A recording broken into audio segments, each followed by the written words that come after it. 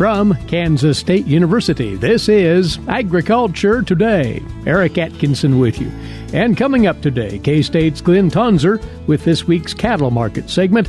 He'll talk about the increasing significance of the African swine fever outbreak in China for the entire U.S. meat complex, including beef. And Glynn passes along his latest Kansas feedlot profitability forecast. Then the 2019 Alumni Fellow for the K-State College of Veterinary Medicine, formerly of Auburn University, Getz Riddell.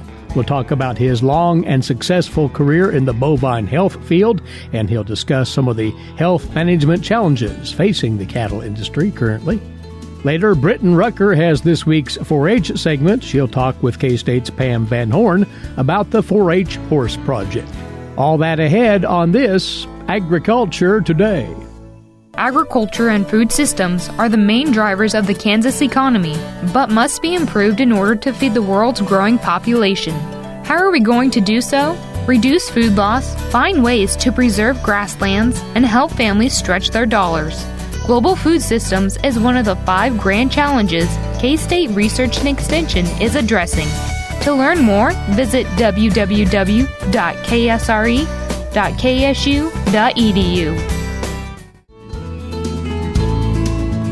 Welcome to another Agriculture Today here on the K-State Radio Network.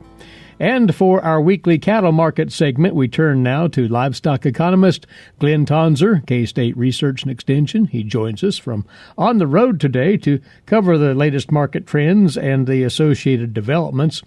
Let's look back at the trade last week. Glynn, the cash-fed cattle market, another disappointing week it was of it, but otherwise we see some improvement elsewhere in the trade.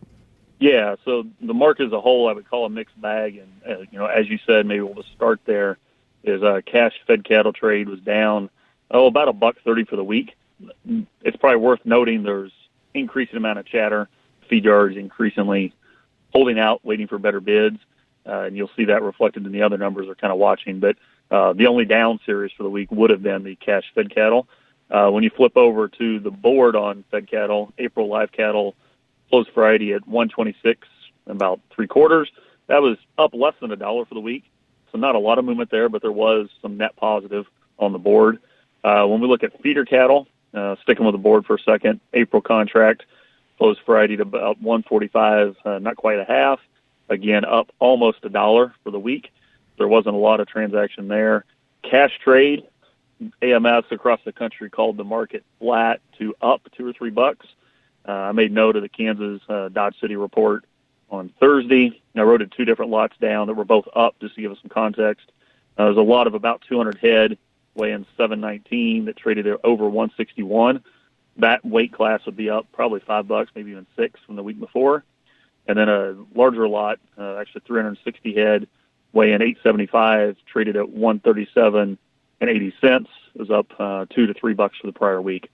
So, if we just look at live, feeder cattle were up, but disappointing on fed, and the board was up just a little bit. When we round that out for the trade, and you look at the cutout, choice cutout was just under 229 through Thursday at least, up $2 from the prior week. And then select was just under 220, up not quite $2 for the week. So there are some promising signs from the wholesale meat market that's trying to pull those markets up a little bit, but on balance, there wasn't a lot of movement. I'd say it was a mixed bag for the week. Let's take a look at the item that has the attention of the entire meat complex, and that is what's going on with pork production in China as African swine fever is running rampant through that country and ravaging its pork supplies. The spillover impact, we've been watching that not only for, obviously, hogs, but for cattle as well. What's the latest that you're seeing on that front? Yeah, there's a lot of key points here, and most of our listeners probably saw this in the news, but it sort of starts with the World Pork Expo was canceled out of concern of African swine fever, getting here in the U.S. Right. That's notable. That's a major event in the pork industry, and that was, it was motivated to just reduce the risk of disease coming in. You don't do those kind of things lightly. I do think that was probably a wise decision, but it kind of gives you some context on how important and concerning this is. Specific to China, Rabobank recently released a report, and it got a lot of attraction this past week, saying losses here in 2019 in pork production in China might reach up to a third of their herd. And for context, there are a lot of hogs in China, and there's a lot of good ways to make this point. But one simple way our listeners can relate to is if, in fact, China loses a third of their hogs here in 2019, the amount of pork that corresponds to would be 30% greater than all the pork the U.S. is expected to produce here in 2019. Wow. So we're a major pork producer, but, we're way behind China in aggregate.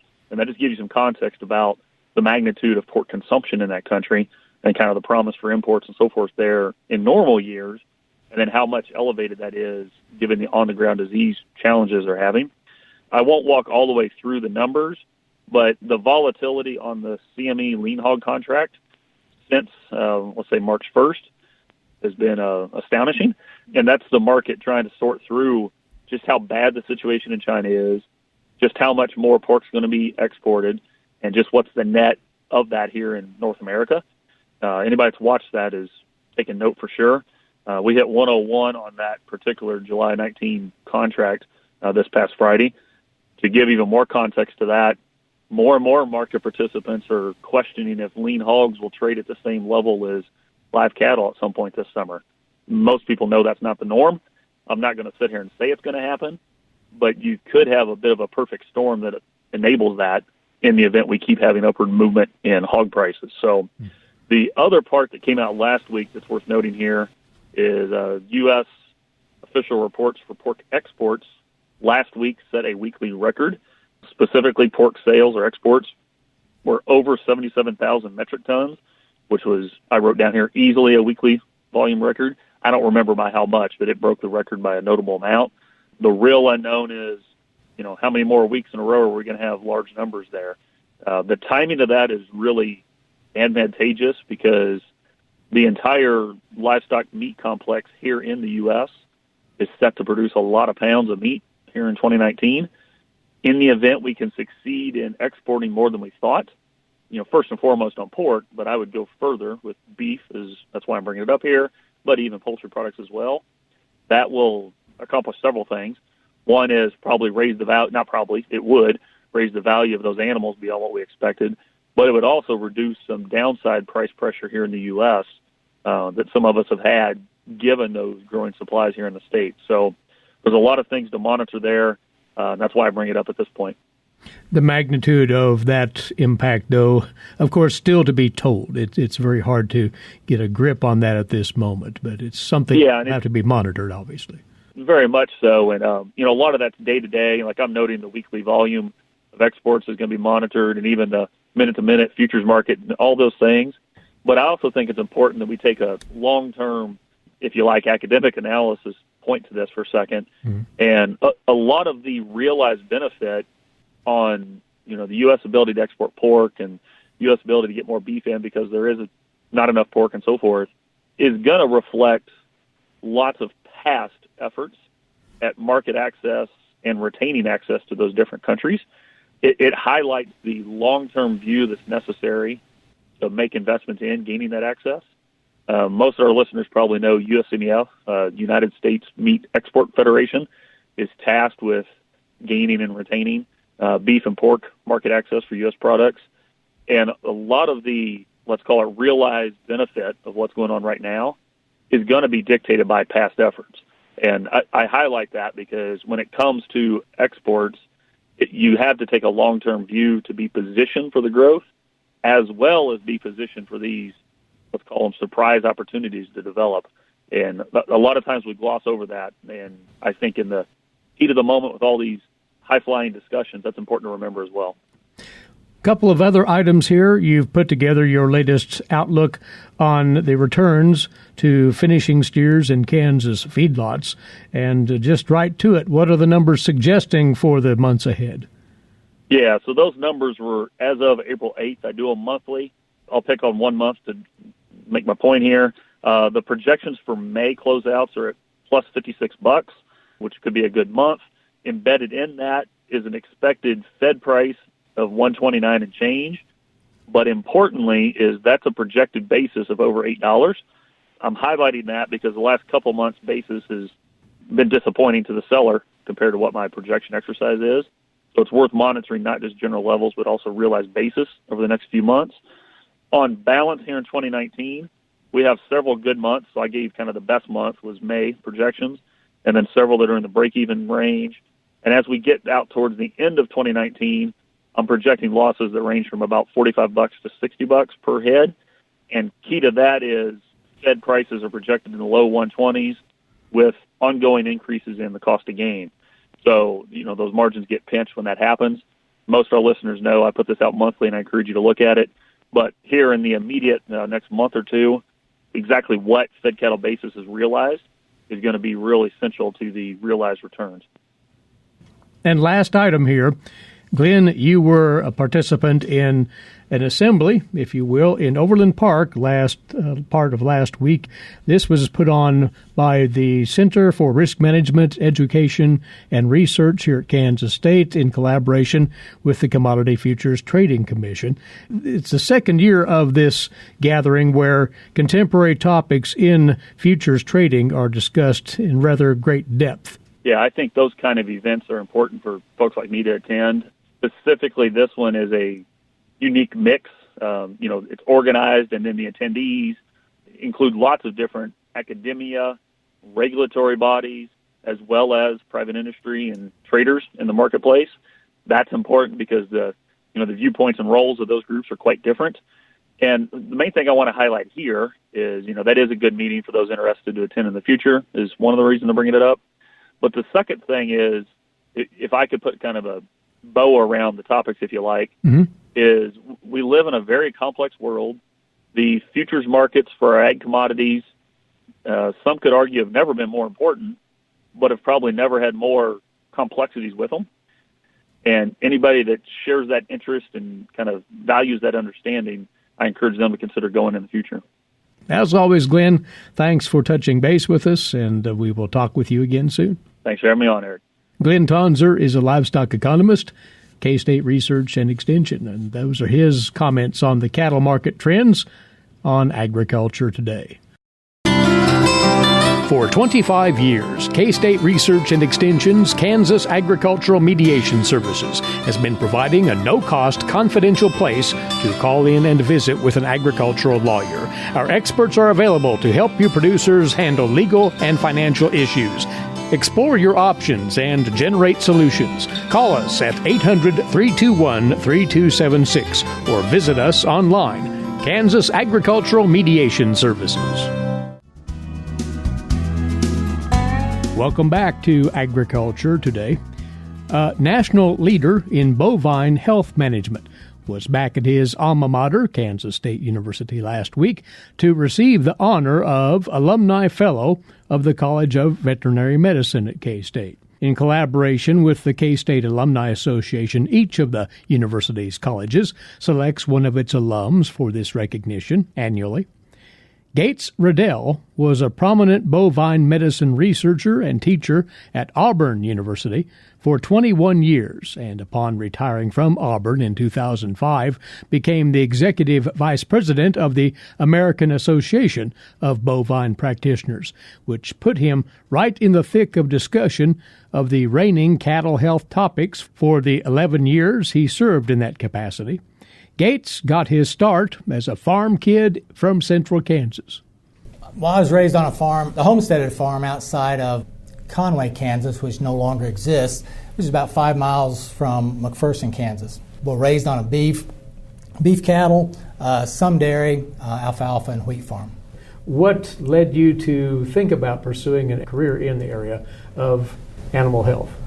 It was two role models I had before I ever knew what a role model was. Being raised on the farm with cattle, my parents had two really good friends, Dr. M.F. Scobie and Dr. V.D. Lundstrom, who practiced in the McPherson area. And I think because they're friends, they didn't choose one or the other. They just kind of alternated between the two veterinarians. And the way they conducted themselves and taking care of animals, I actually knew what I wanted to do when I was 5.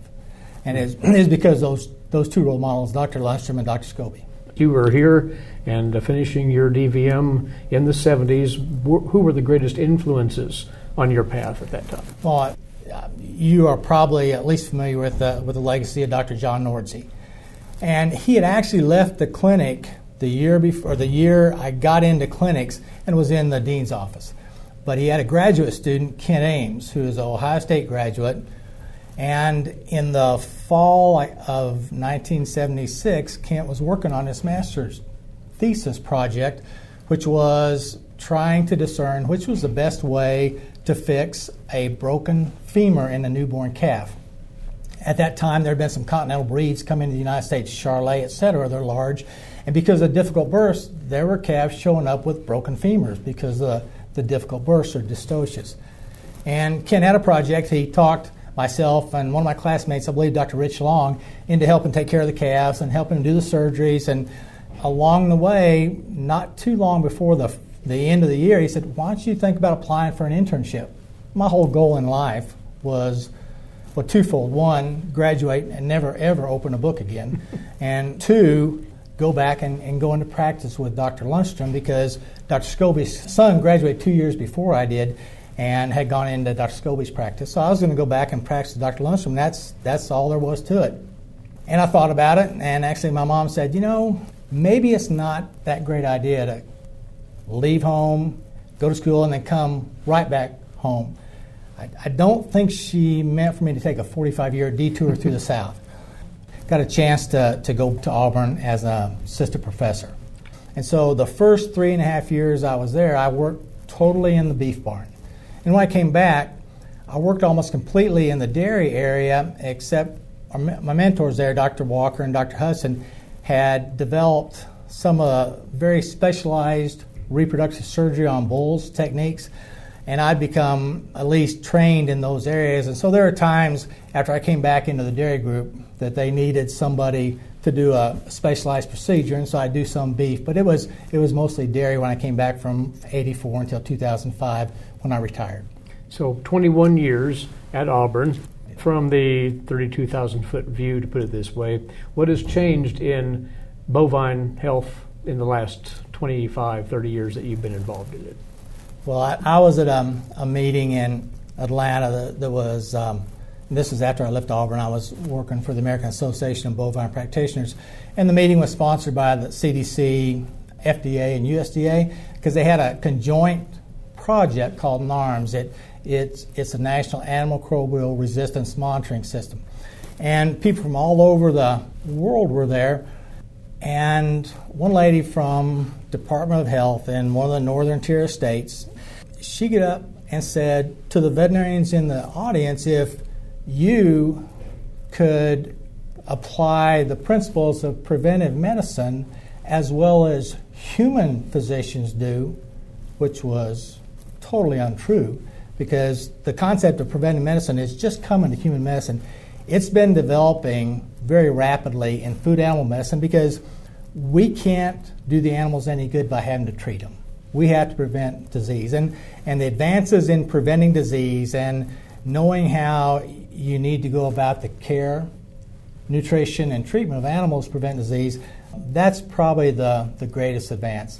Plus, the innate knowledge in food animal veterinarians today of what the components of food safety are, and the fact that we don't have an inherent right to feed the public. We have a responsibility. It's something that we need to earn that every day, and we don't just deserve to be able to do that. That's a challenge.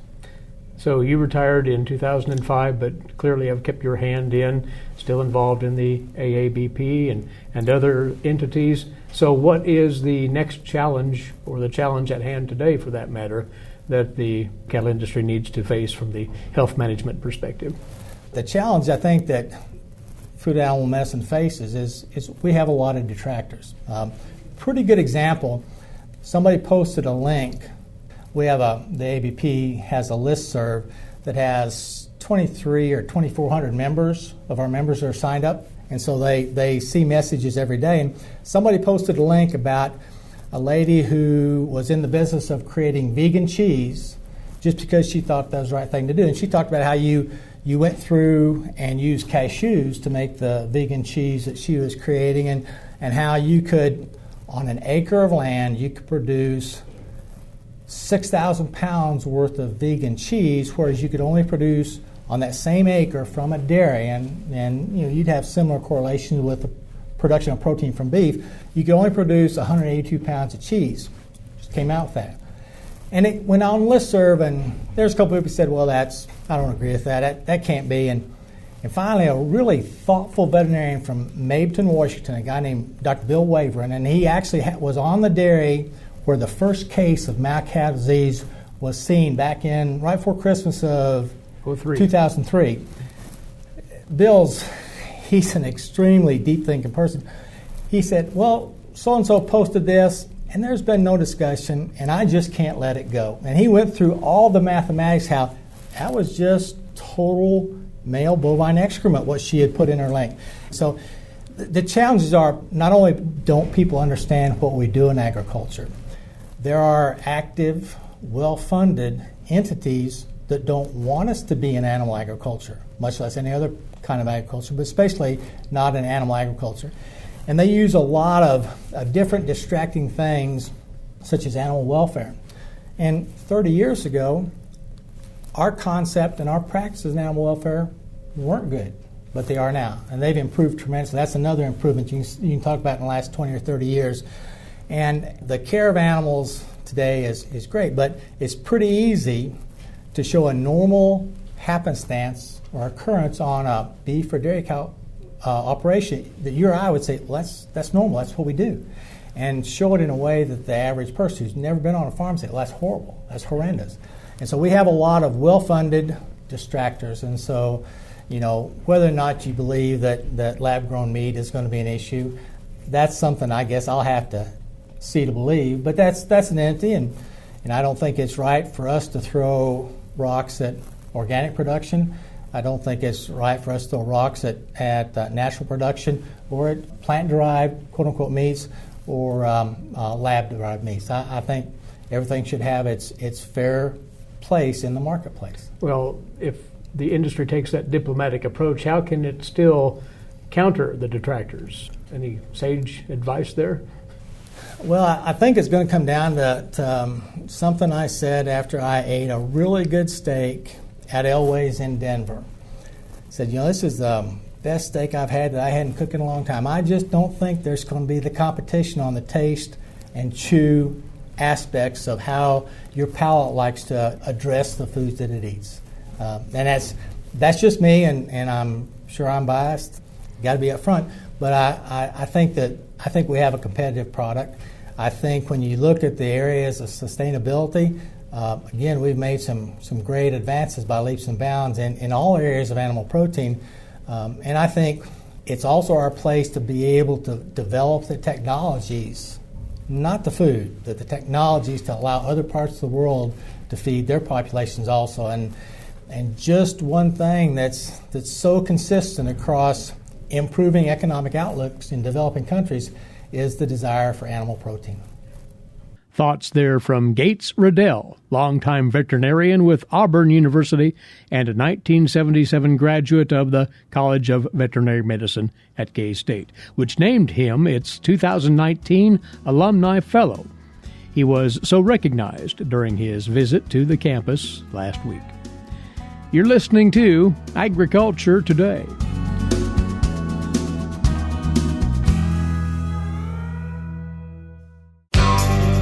Have you ever thought about where your food comes from? If you're thinking the grocery store, think again. Facts show that the American farmer feeds more than 129 people. They are continually increasing and improving their operations. A wide variety of crops and livestock are grown in Kansas as well as the United States, providing food to your dinner plate. Next time you see a farmer or rancher, thank them. For more information, contact K-State Research and Extension. Agriculture Today continues now here on the K-State Radio Network. Eric Atkinson with you. Moving on to today's agricultural news headlines for you now. These courtesy in part of DTN. State pesticide regulators around the nation are fighting back after the EPA's recent announcement that it's considering limiting states' abilities to place additional restrictions on federal pesticides. The American Association of Pesticide Control Officials sent a letter to the EPA urging it to leave the states' rights untouched. The National Association of State Departments of Agriculture also sent a letter to the EPA asking the agency to consult with state regulators before making any decision.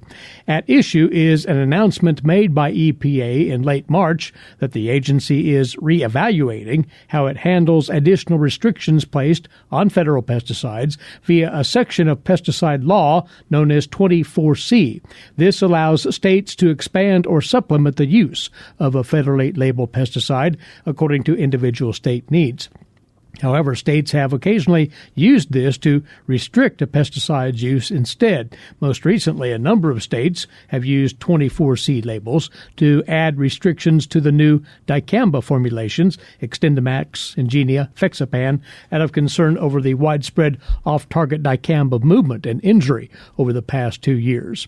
Without this use of 24C, states will be unable to move quickly to limit the pesticide use to protect workers or the environment, according to the state officials. So far, the EPA has not opened up a Federal Register docket on its pending 24C decision and invited public comment, as normally occurs with regulatory policy changes. States are free to enforce their 2019 24C labels on dicamba and other pesticides for now.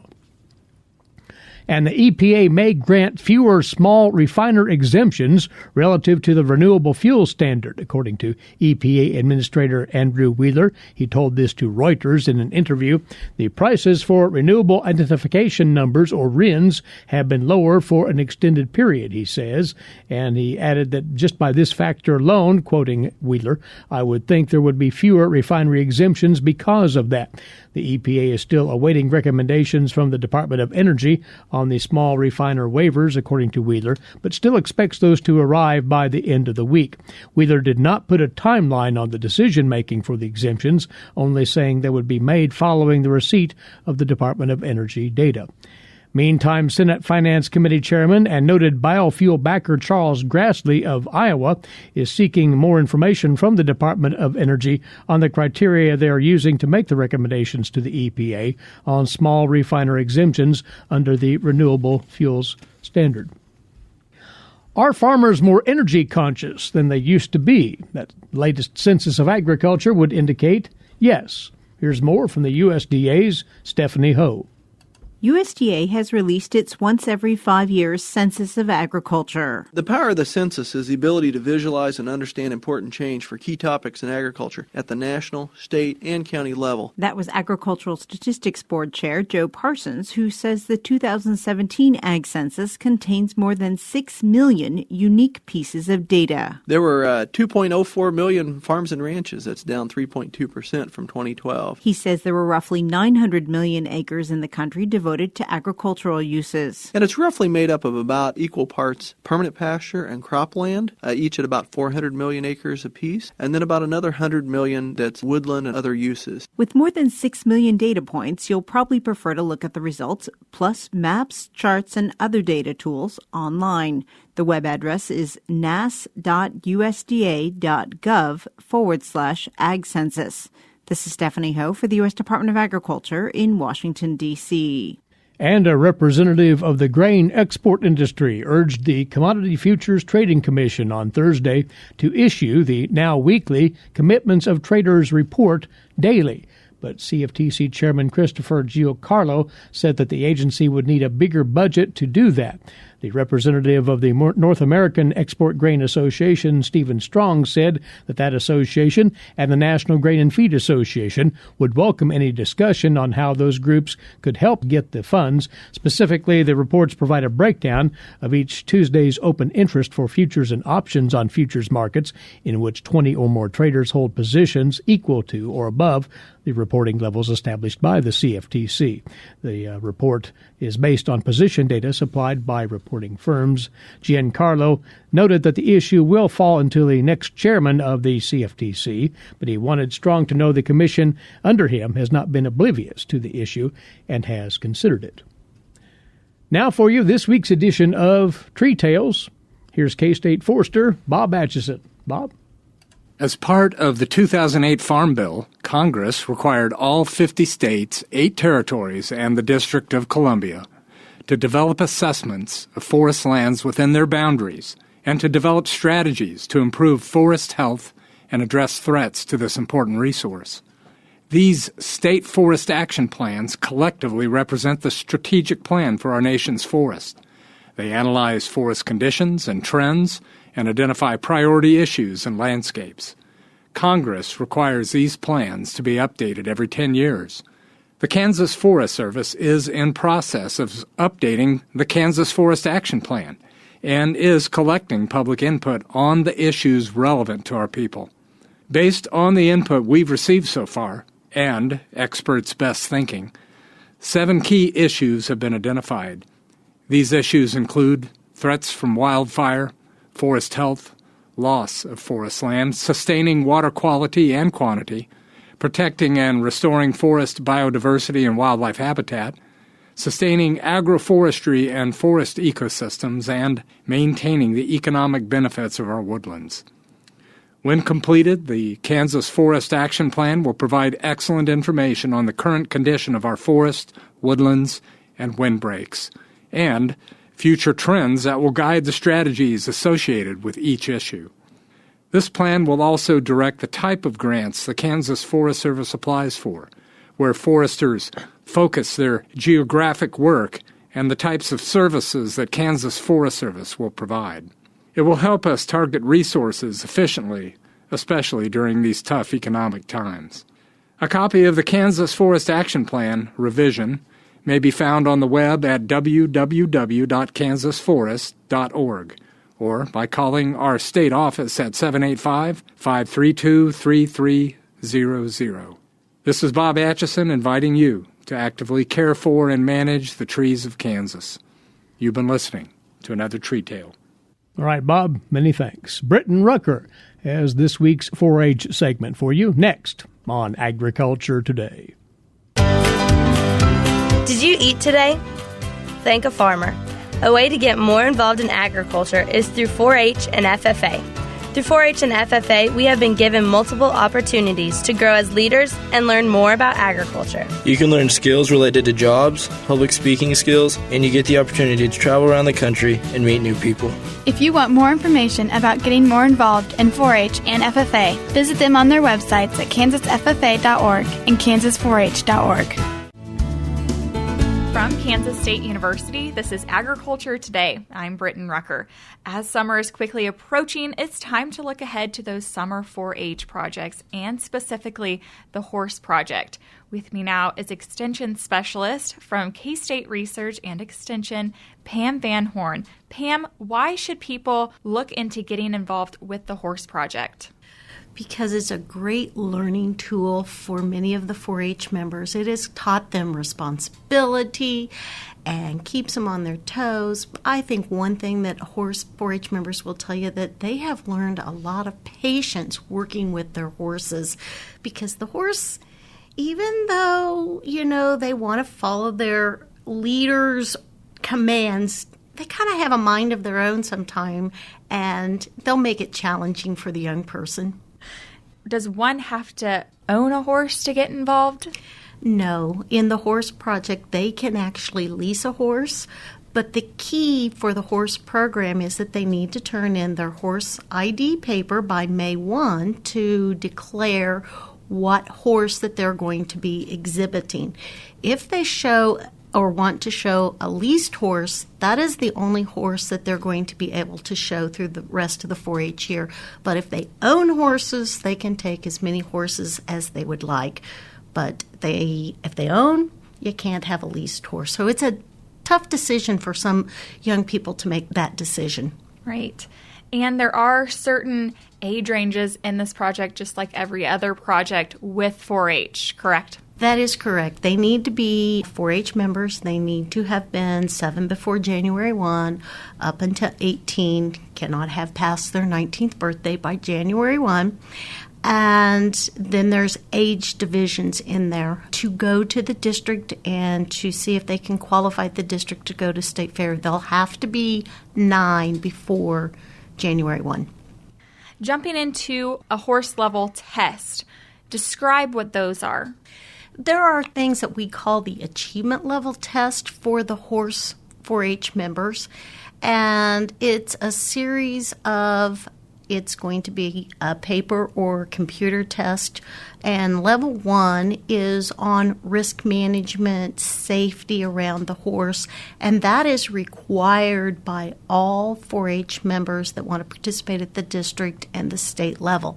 But a lot of counties also require it because it is that safety element. Some counties require it to show at their local fair. That would be something that, as a 4-H horse member, you might want to check in with your local office about. Then they take the bookwork. Then they have to receive a 70 on that test. There is some leadership that they will need to do. And then they have to have a groundwork test given by evaluator, and that is basically how to saddle the horse, how to put the bridle on, just those safety elements that the evaluator is checking with the 4-H member to see if they're really safe around the horse. And you could go to your local extension office to get those tests? You would need to go to your local extension office. Those tests need to be proctored. It's easily done at the extension office. The agent lets our office know because it is $10 to take the test and the groundwork test. And then we tell you how to get online to take the test, and then it's submitted to our office. Sometimes the project leaders proctor the test. Sometimes it's the agent. It's preferable that it's not the parent because, we want to keep the high ethical standards into the 4-H program. Now, there are 3 more achievement levels, level 2, 3, and 4, and those are to expand a young person's knowledge about horse, and it can include the nutrition and genetics and just gets them more involved into the horse program. And when are those tests due by? The test is required, level 1 is required to exhibit at the district horse show. Those tests and even the ground portion need to be completed before the district has their registrations due. There are 7 districts across Kansas, and a 4-H member must participate in the district of where they are located. To find out those districts, you can go to the Kansas 4-H webpage. There's a list of district horse shows with the counties and districts that are involved in that program. Also, there is a sheet that tells which and what the dates are, what the registration dates are due. So the information is there, but you could also ask your county extension agent for the details of the district horse show. As you mentioned before, the horse identification certificate is another aspect you need to have in before the county show. That is due on May 1, and that is kind of, if you want to go to the district horse show and the state fair, that has got to be in. Also, there are counties that require that district so that they can anticipate what animals that you're taking. The horse ID paper is very similar to if you're in the livestock program, you get your livestock weighed. And kind of that's where in the horse handbook, it says May 1 to September 30th, the 4-H member needs to be spending 75% of their time working with that horse. And what all classes can people get involved with? There are a lot of classes involved with horses. There's at halter, for those that understand livestock, that's a confirmation class, judging it on the horse. Showmanship for horses, and then there's the riding classes. There's Western pleasure, there's English, there's equitation, there's horsemanship. And for those that are not into what they call the show events, now we have added ranch events, which is a little more casual, more Western-y, And then we have some races like barrel racing, pole bending, and flag racing. So it doesn't matter what type of horse person you are, there's a little bit of something for you in the horse program. The horse program is just an exciting opportunity for those that are really interested in the horse program to learn new knowledge, and it will lead them to many opportunities in the future. Well, Pam, the Horse Project is a fun, hands-on, and truly educational project to be involved with. Thanks for being here. It's been good being here. That was Pam van Horn, Extension Specialist with K-State Research and Extension. And if you're interested in more information about the Horse Project, including more information about levels and IDs, as well as to access the forms, visit kansas4h.org under the Projects tab. That concludes this week's 4-H segment. That's our time for today. For Eric Atkinson, this is Britton Rucker, and this has been Agriculture Today over the K-State Radio Network.